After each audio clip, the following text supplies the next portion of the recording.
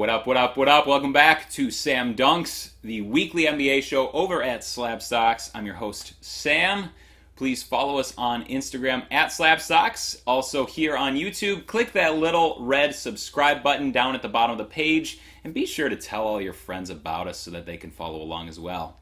Big, exciting news over here at SlabStox over the weekend. I've been dying to tell you for several months now. Finally, the day has come. If you missed the announcement over the weekend, we are building and launching in summer 2020. Yes, that's the summer we're currently in. An all-in-one sports card trading platform that features analytics, trends, and buy and sell capabilities. You will also have the opportunity to upload your portfolio and track its performance live based off of eBay sales. You'll have all those little price charts that I know so many of you like. It's going to have it all. If it misses something, we're going to work hard to add it. And the best part of all of it, it is free.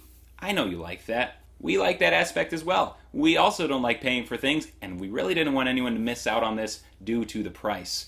I really do think this is going to revolutionize the card market, so please go and subscribe, get to the ground floor. Just navigate over to slabstox.com/slabstox, scroll to the bottom of the page, enter your name and email, and click that little box that says subscribe, and then you are registered. Also, we are giving away this Zion Williamson Prizm rookie card BGS 9.5. Aaron, I want you to put it in my hand here.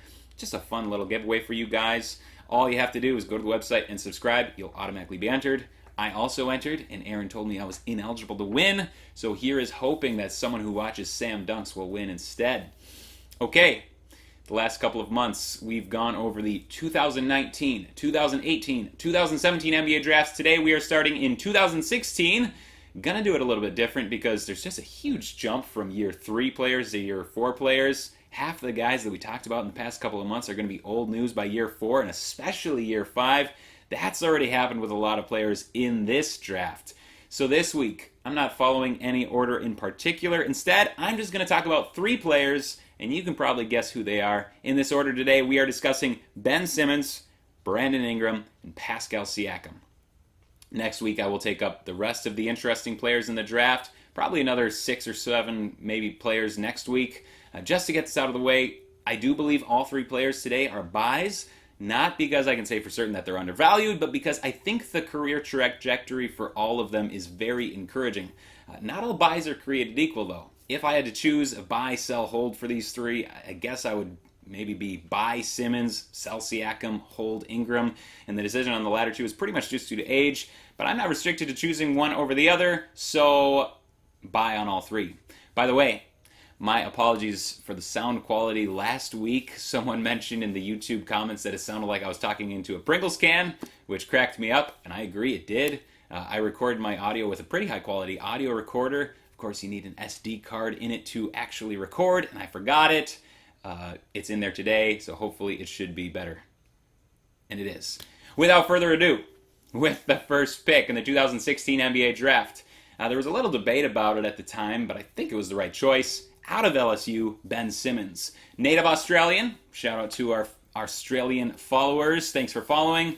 Obviously, the common refrain with Ben Simmons is regarding the shooting. He can't shoot. He doesn't shoot. He won't shoot. I don't know if he'll ever shoot. I don't want to belabor the point because I am a Bucks fan, and it seems like everything we hear about Giannis is either about his shooting or about these ridiculous trade proposals to the Warriors for Andrew Wiggins and spare change. So, Sixers fans, if you don't want to hear about his shooting, don't exit out of the video or skip forward. We are done talking about it. But first, I want you to look at this hilarious shot chart that Kirk Goldsberry posted back in February. I love that. A point guard that plays like a center. Hey, know your strengths and play to them. That's exactly what Ben Simmons does. Shooting out of the way, I promise.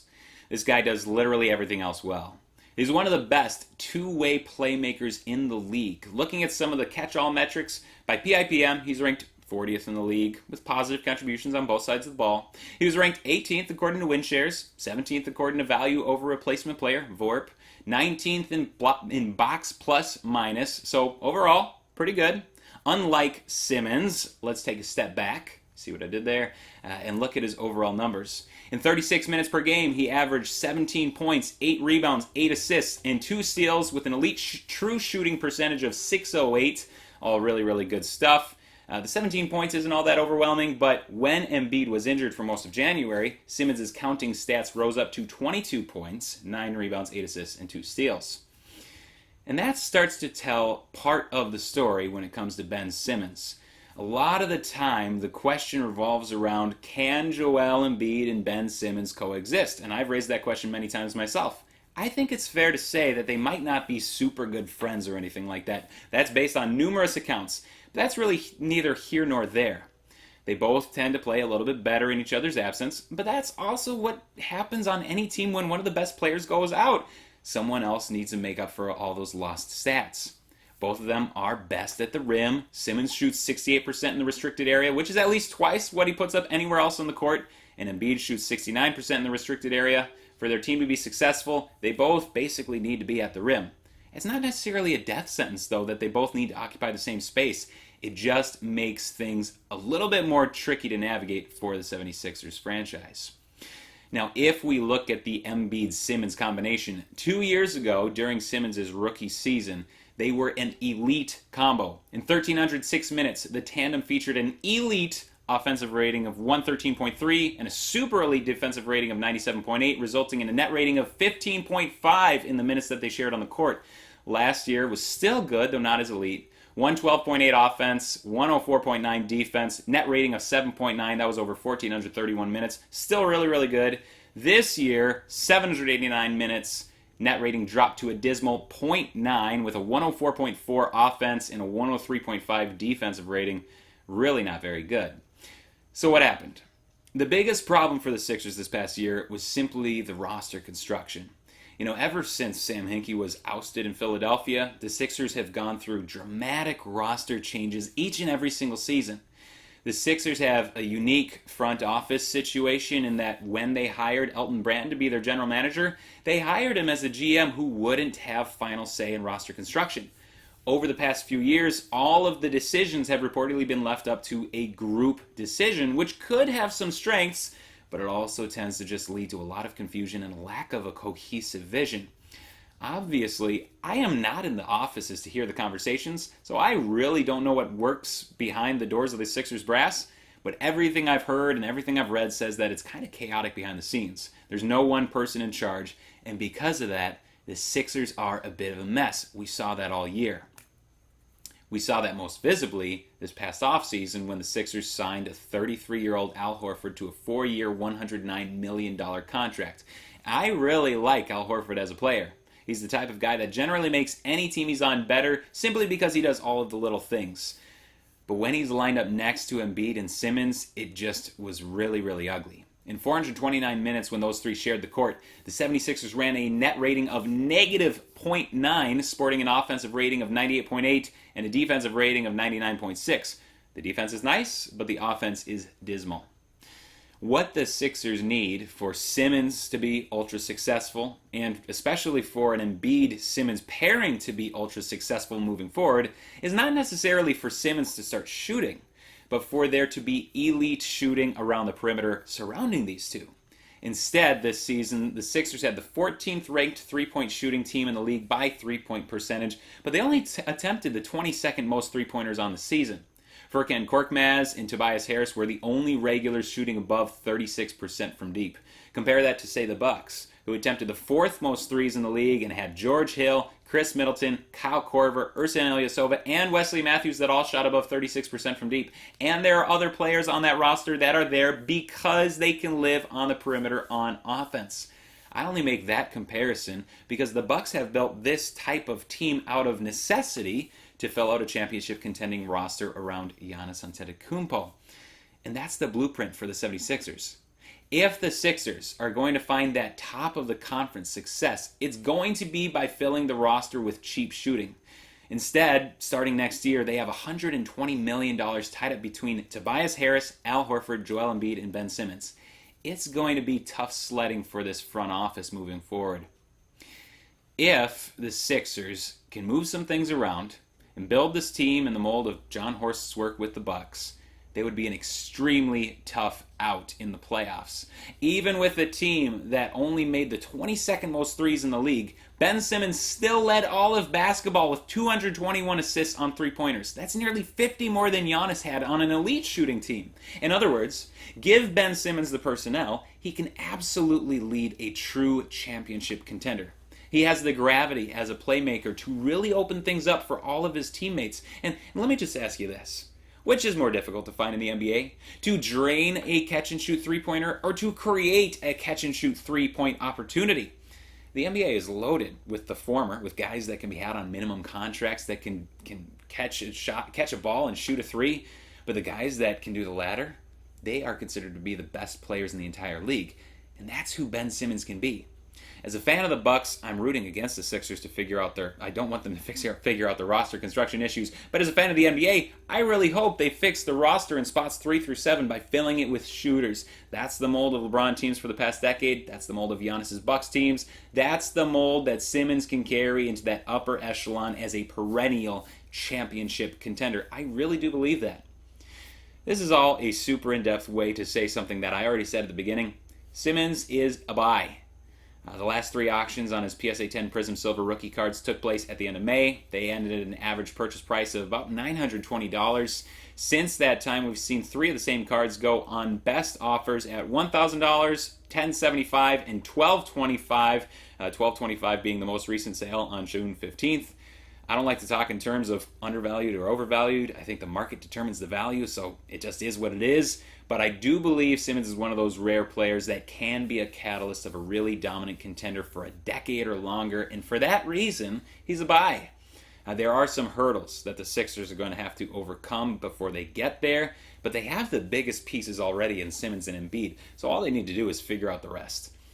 That will take some doing, obviously, but that's what they're paid to do, so I like to think that they'll be able to do it. All right, moving on with the next pick in the 2016 NBA Draft, selected by the Los Angeles Lakers, currently with the New Orleans Pelicans, Brandon Ingram. Here's a guy that really exploded onto the scene at the Nike Hoop Summit, that really started to get him in the conversations that NBA front offices were having behind the scenes. Really super skinny coming into the draft, but still obviously loaded with offensive talent. When he was drafted, those dreaded player comparisons kept coming up for him, comparing him to Kevin Durant, and for that reason, he was pretty much a disappointment in Los Angeles. He moves out to New Orleans. He gets a new lease on life, and it's really on the basis of this one season that he's even in the conversation that we're having in this video today.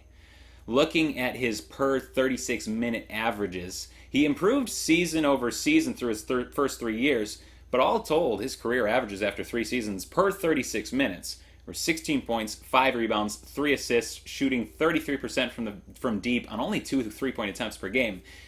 That's largely fine, just not what you're looking for when you think you're drafting the next Kevin Durant. That all changed this year in his first season with the Pelicans, where per 36 minutes, he averaged 25.5 points, 6 rebounds, 5 assists, just over a steal per game, while jacking up 7 threes per game at 39% clip. And that's all really incredible, especially considering the leap from year 3 to year 4. In fact, the shooting improvement is pretty much unprecedented, I think.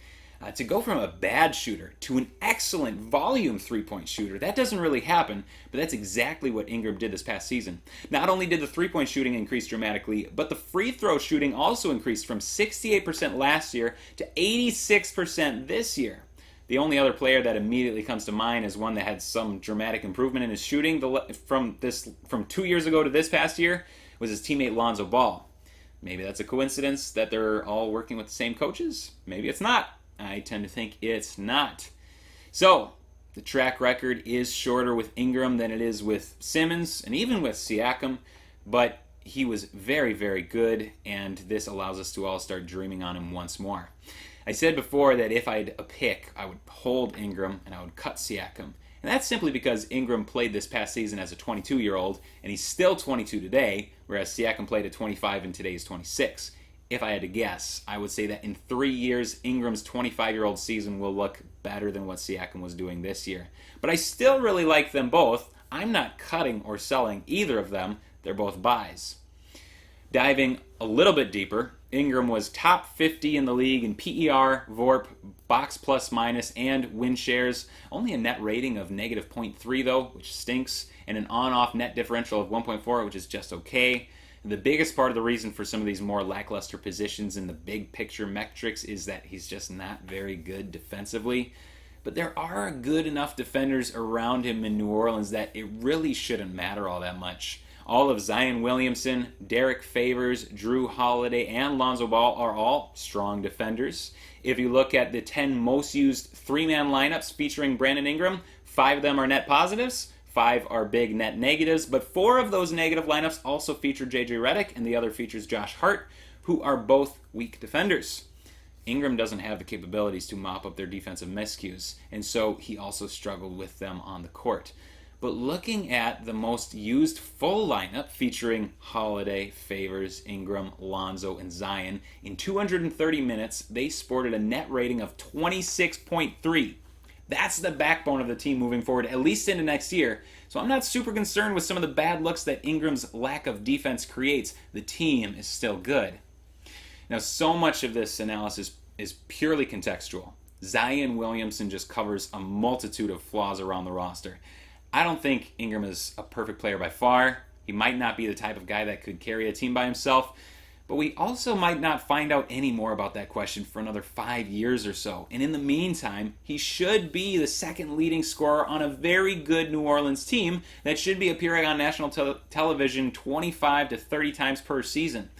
If the Pelicans can make the playoffs next year, and if Ingram makes his second All-Star team as a 24-year-old, this is just the very beginning of Ingram's career trajectory.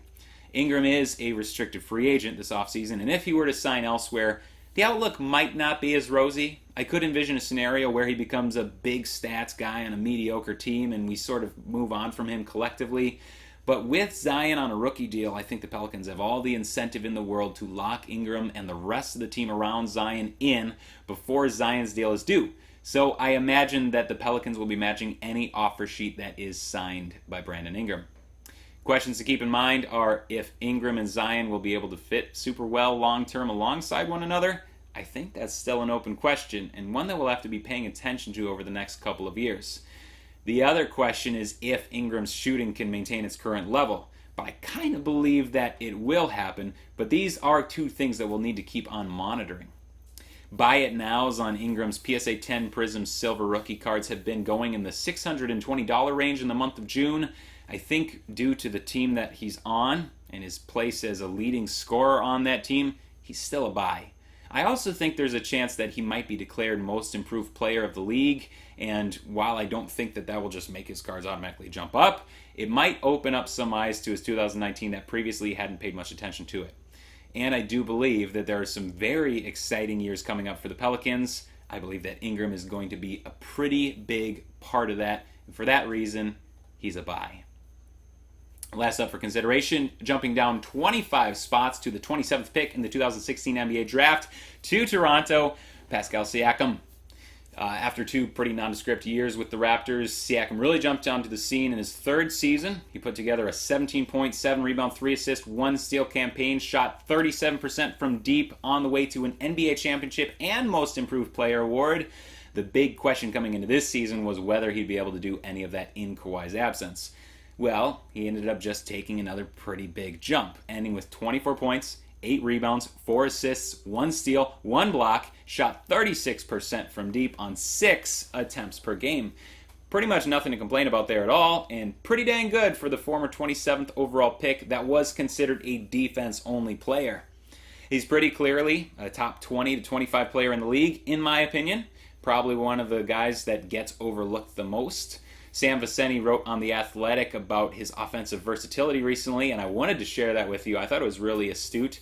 He shared that 19% of Siakam's possessions come in transition, 19% in isolation, 15% in post-up, 14% in pick and roll as the ball handler, and 13% out of spot-ups. Pretty much every other top player that you can find has 1 or 2 of these categories that are the overwhelming majority, but Siakam is useful in almost any situation. Defensively, he's just as versatile. He spent 53% of his minutes covering forwards this year, another 37% of the time covering guards, and the last 10% covering centers. He's just all over the place on defense. Versatility on offense, versatility on defense, an absolute dream for a coach. And a big part of his defensive acumen is as a weak side rim protector in the same mold as Giannis. bring the ball anywhere near him, there's a good chance he steps up to make a play on you. He is in a lot of highlights. And the versatility shows, too. By on-off differential, Siakam is a pretty big positive, a plus 6.6, with the Raptors being better both offensively and defensively when he's on the court than when he's off. He's a true two-way star. He just might sneak into an all-NBA team this season. Might not. I think if he hadn't missed those 11 games around the new year, he would have absolutely made one of the teams, but with the season only being 53 games so far, that's just over 20% for the season that he missed. But if he doesn't make it this year, I think he makes it on next year for the first time. So what's next for Siakam? Probably all good things. Great GM, great coach, great team. I don't believe any of that's going to be changing in the near future. This all gives him a ton of cushion for us as an investment. If we see some moderate gains in scoring, 25 points per game seems very achievable. But the next big improvement for him is going to come in the playmaking for his teammates. The assists this season were exactly 3.6 per game. That's up from 3.1 last year and 2 the year before that. Very rarely do the best players in the league start as assist mavens from the jump. Seeing that incremental improvement implies that more is likely to come, and I believe that Siakam and the coaching staff understand that he could improve on his playmaking. And for reference, Kawhi just broke the 4-assist threshold this past season for the first time. Kevin Durant took until year 6, Jimmy Butler until year 5. So Siakam's doing fine in that regard. It would not be a shock to me at all if Siakam averages 25 points, 7 rebounds, 4 assists, a steal, a block, makes his second All-Star team, his first All-NBA team next year. And if that's the case, and if that's what we're looking for over the next 2 or 3 years, along with a few more trips to the Eastern Conference Finals along the way, I think he's pretty clearly a buy. His PSA 10 Prizm Silver rookie cards have been going on buy it nows lately, a little over $900 on average. Considering the good situation, the growth as a player, the expected growth, and the good NBA market that he plays in, I don't see very much downside for Siakam. I do not hesitate to recommend him as a buy, and we'll just hope that he takes another little leap this coming season. All right, that is all the time I have for today. Again, please be sure to navigate to SlabStox.com/SlabStox. Register for our new platform that's coming out. I promise it will be beneficial to you because that is our goal. Be sure to continue this conversation in the comments either here or on Instagram, and feel free to shoot me a DM if you have any thoughts. All right, thank you for tuning in. We'll see you next time.